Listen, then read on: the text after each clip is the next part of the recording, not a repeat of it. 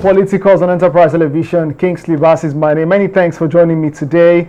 Let's turn attention on the show today to President Bola Tinubu's gesture in celebration of June 12. Well, some have called it gesture, some have said, oh well, it is what it is. But let's get into the conversation. In a moment that blends history with fresh political symbolism, President Bola Tinubu, in his address before a joint session of the National Assembly, conferred national honors on key figures of Nigeria's democratic struggle. Among them, the late Chief Moshood Kashimawo Biola, Professor Humphrey Nwosu, and that other stalwarts whose sacrifices shaped the road we now tread. And this tribute, marking the 26th anniversary of Nigeria's unbroken democracy, is both a reminder of past battles and a statement about the present state of our democratic ideals. But beyond the applause and headlines of this move by the president, questions linger. Does honoring these heroes translate into meaningful reforms and justice for the ideals they fought for? Have we truly built the democracy that envisioned, or do these gestures merely soothe old wounds without healing them?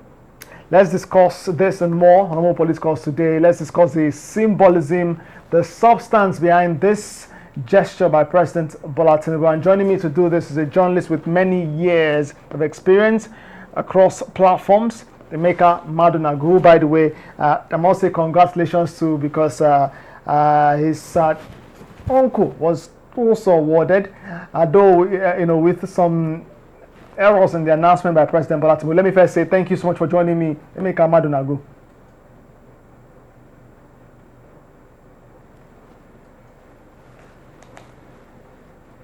Thank you. Appreciate that. Emeka, well, let's get straight into the thick of things. First, maybe we begin with the honors conferred on your uncle by President Bola Tinubu. How did you receive that? And indeed, you might want to share some messages from the family WhatsApp group, how they received that as well.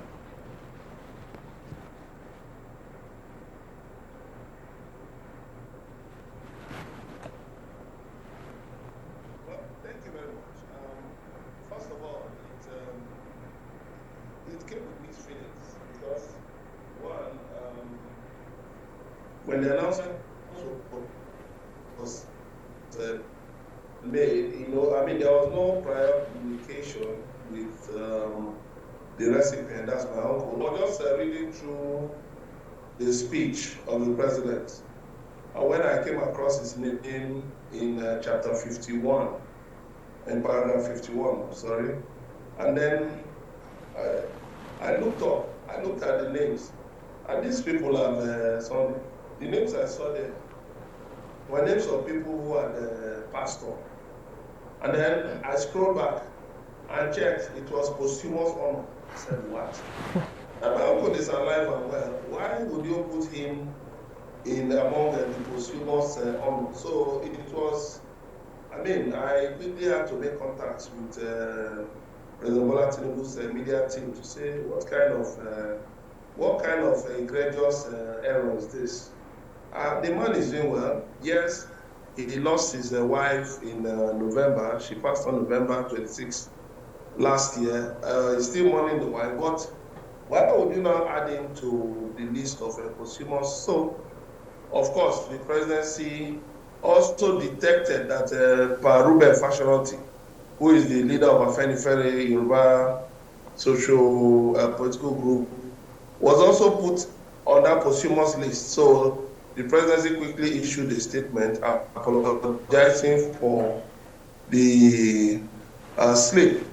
And so, well, I made contact with him. Incidentally, he wasn't even aware. I passed the message across because we don't live in the same place. So I passed the message across to the immediate family. But it appears, or maybe, I don't know, they didn't take it seriously. So it was this morning, I now had to pass the message again to him, and he was surprised. He said, what? That he thought he was the governor of our state, Chukwuma Soludo, in Anambra State, who was honoring him. I said, no, that is the president. He was surprised. He said, yesterday people were just, I received a lot of people that, congratulations, but look at what you observed and all of that. Then later he was told about the apology. So he didn't really understand everything. And of course, pass the message across to our people, to my town, to the village, down to, and of course, people have been sending congratulations. Well, he has contributed so much. He's almost 80. This nation on the right path, despite the continuing refusal and resistance of the political class to, running things in the proper manner. But, well, is it that he deserves to be honored by his nation? Yes, he deserves to. And, well, I think it is in order. But it is up to him, because he's a Marxist, he's a member of the left, and it is up to him, maybe after consulting with his colleagues, his fellow leftists, to decide whether he will accept or some previous awardees, like Professor Chino Achebe, if you will reject it. Emeka, not many persons know. I'm talking many persons within, this generation, especially those born just before 1993 and post 1993, know your uncle Edwin Madunagu. You've just said that yes, he deserves to be honored by the nation, but you want to very quickly highlight some of his achievements. He's still very much alive, as you've stated, and we're grateful for that. Maybe highlight some of the things that he's done for this nation that is deserving of this honors. Okay, Dr. Edwin Madunagu is one of the nation's foremost mathematicians. He has a PhD in mathematics.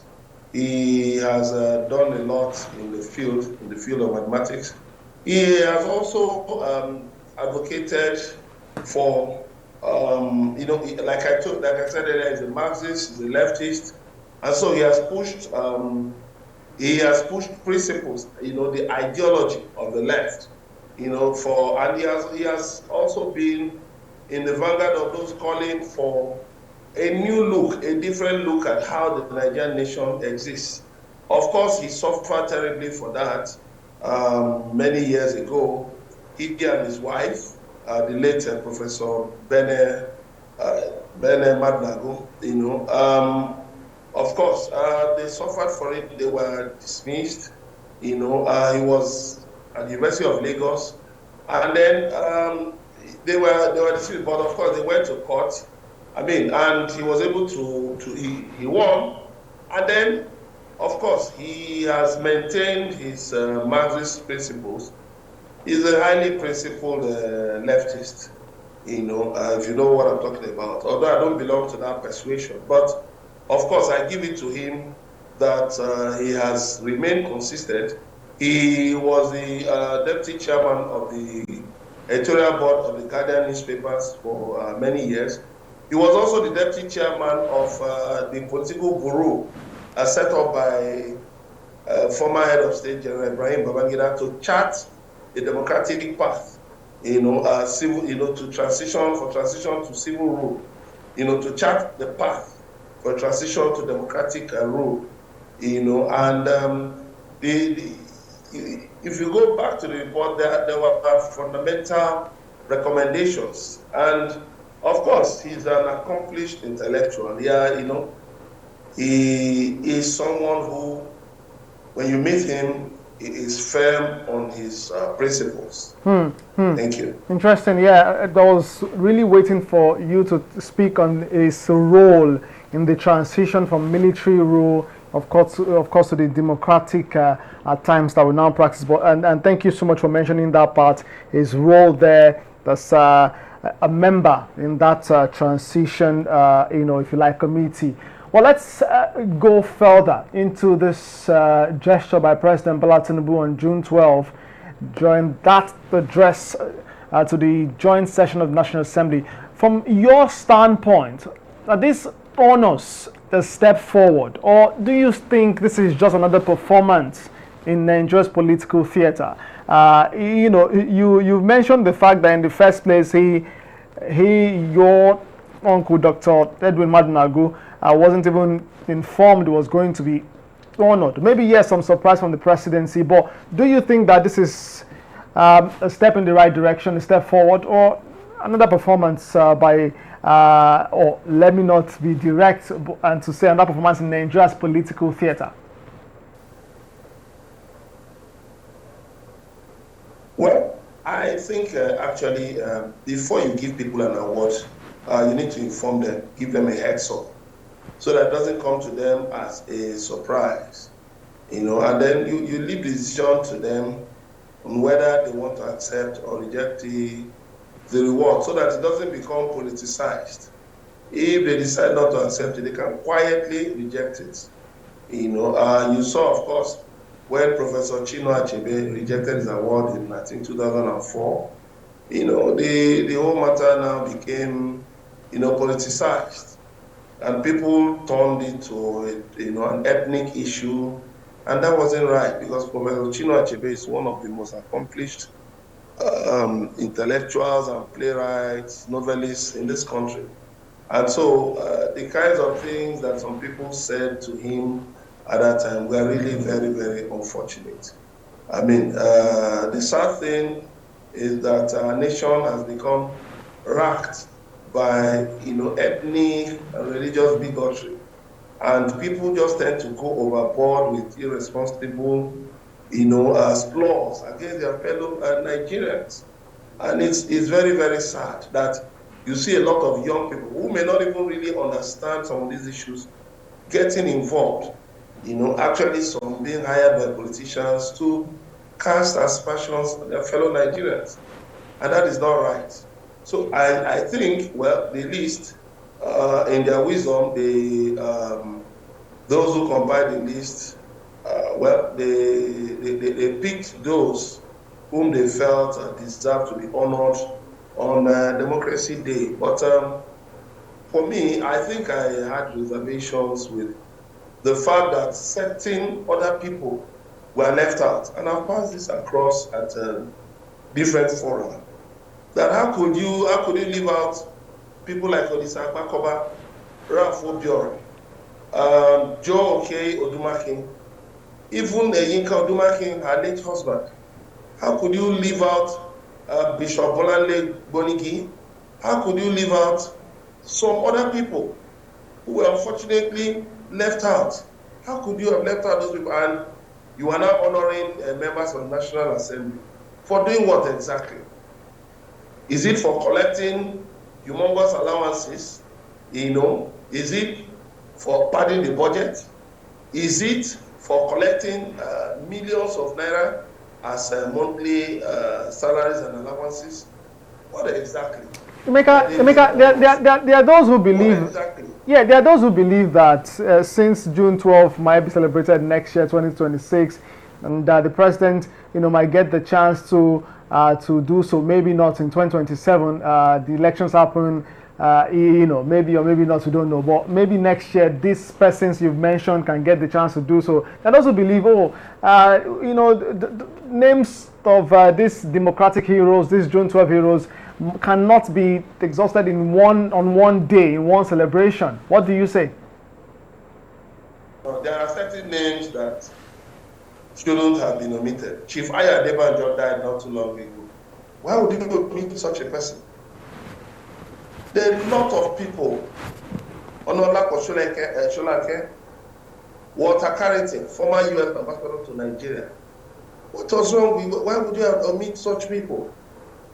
So I think, yes, even though people might accuse me of acting in bad faith, but I'm not it's my uncle you gave the award, you didn't give it to me. So, of course, I believe, I'm within my rights to speak about the fact that the awards, the list left so much to be desired. And so I think in arranging it, although in his speech, the president did allude to the fact that other names will come up as time goes on. Maybe, of course, they will confer their awards by the end of the year, maybe by November or so. And then let me also remember somebody like Moele Shore, who the presidential candidate of the AAC, he was one of the courageous June 12 activists. He was left out. So I just hope that in the next few months, these corrections will be made. There are a lot of people actually, living and dead, that deserve to be honored. But of course, some names there too. Well, I don't know based on what criteria such people were added to the list. But be that as it may, they are all Nigerians. They deserve to be honored one way or the other by their country. But what it also tells us, as citizens,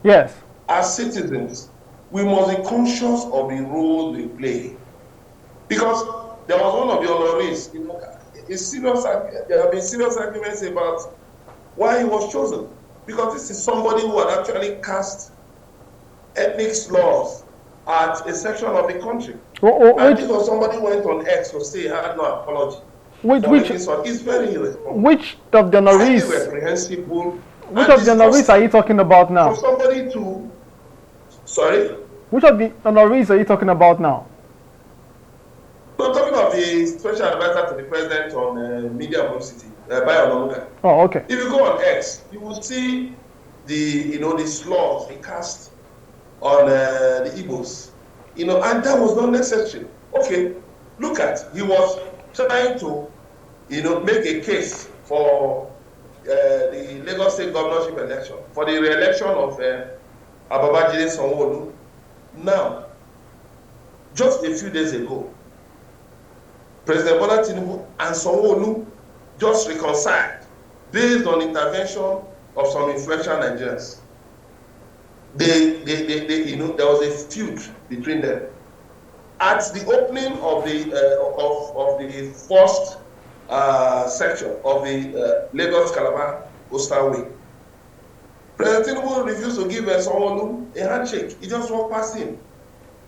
So what it tells is that, okay, after you have cast this law, this law on Igbos, because you wanted Sanwo-Olu to be elected, because you believe that Igbos were in a position to influence the outcome of the election without evidence, even though you snapped a picture in front of the Rwandan Genocide Memorial in Kigali, yet you could not control yourself. You tweeted this, and this thing is a record. It's a digital record. Now, Tinubu and Sanwo-Olu fell out. That tells me one thing, that people should be careful. The kinds of things they push for. Because you see, human beings will develop, to fall apart, to quarrel. So, but when you now cast aspersion on an entire ethnic nationality, what does it make you out? All right. What do you portray yourself as? It shows you don't understand the meaning of being a citizen. All right. It's not just about being a Nigerian. We need to transcend this banal ethnic and religious sentiments. We must behave as citizens, proper citizens of the Federal Republic of Nigeria. Emeka, let's stop all of these things. Yes. Emeka, we've got to close. We've got to close now. But just before we do so, one more. The Ogoni 9, led by Ken Saro-Wiwa, were granted presidential pardon by the president. That has been commended to the president has received praises for that. But some persons still are knocking the president to say that true cleansing should happen in the Niger Delta. The advocacy those 9 patriots fought for should not just begin because there have been political statements about that in the past, and several reporters to the cleansing that needs to happen there. But many have said the reason why they died needs to be actualized. What do you say to that as we close? Yeah, first of all, I felt that so-called pardon was an insult to their memory. The Nigerian state did much injustice to them by executing them on trumped-up charges of murder. Trumped-up charges. You did injustice to 9 Nigerian citizens, and then you now come back again, the same Nigerian state coming back to instruct their memory, to desecrate their memory by saying you are granting them a pardon. I think some of these things, they need to really sit down and get, proper advice from people who are knowledgeable about these things. So that, the wordings carry a lot of, the wordings of some of these things carry a lot of symbolism. And you cannot just, use any kind of word, say you are pardoning them. That's an insult to their memory. Because Saro-Wiwa fought so much for environmental rights for the Niger Delta. And you can see today, look at the Niger Delta got 13% derivation. Even though in my opinion, it's actually an injustice to them. They should get 50%, at least 50% derivation. Because the Niger Delta also needs to be cleaned up. The Niger Delta deserves to be developed. The Ogoni cleanup has been on. It has become a political issue. And then we are not talking of resuming oil production in Ogoni land when certain issues have not been resolved, certain issues that led to the suspension of oil exploration in Ogoni land have not been resolved. So all of these things need to be looked into, because you have to honor the memory of these patriots, Nigerian patriots. They fought for environmental rights. And of course, you can see today that what they fought for, at least the people of Niger Delta can see that there are certain things that are being done in that direction. And I hope that they will get to a point where they will really actualize their yearnings. And let me quickly say something about the national honors.